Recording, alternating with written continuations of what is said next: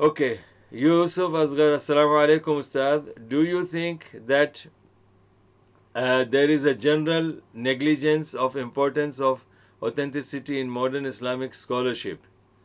What do you mean by that? What negligence you are referring to, and what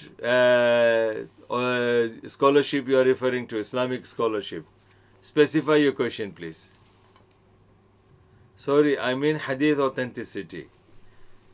Okay, I don't know. I don't know because when it comes to the scholars who follow Quran and Hadith, like I'm not a scholar, I never even claim to be a scholar, but when I follow the Quran and Hadith, I definitely look into the chain of narrators and authenticity of the Hadith. If I find the Hadith is, something that is a controversial as far as its information is concerned, or it is controversial with regards to its authenticity of the chain of narrators, then I don't get into that hadith and I don't even entertain that hadith. So, other scholars, they might be following the other principles because Hanafi madhab, according to that Hanafi madhab, that weak narrations are accepted in the merits and virtues, in fadail. So they accept that. But I don't even accept that because this is my understanding that my religion is not weak and does not need any weak hadith to support it. My religion comes from Allah. My religion comes from Rasulullah.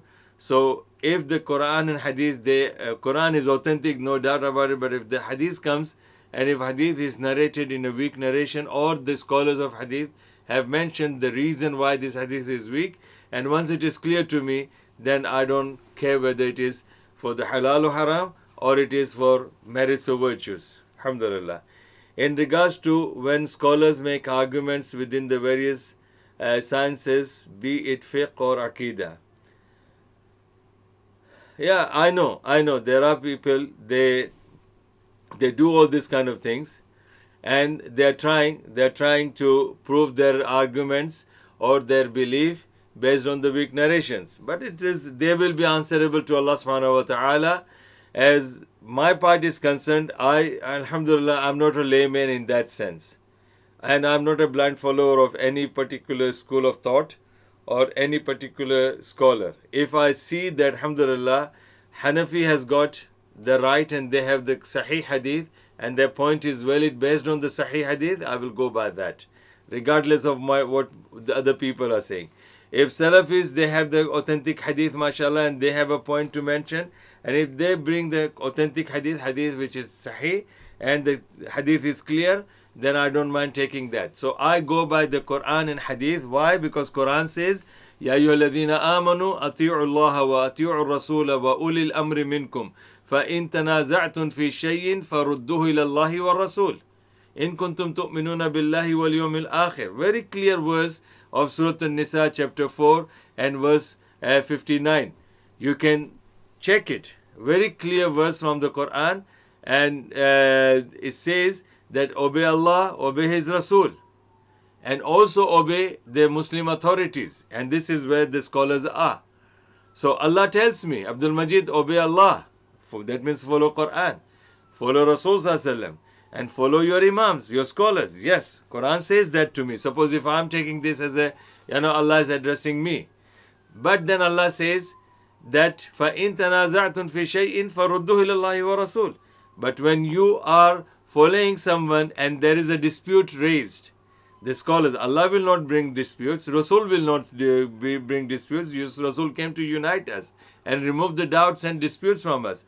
So it will be definitely, the disputes will be amongst the authorities, the scholars, muftis. So when the muftis are giving, different opinions, then Allah says, don't divide yourself into divisions, or don't put down somebody because you think you are right and the other person is wrong.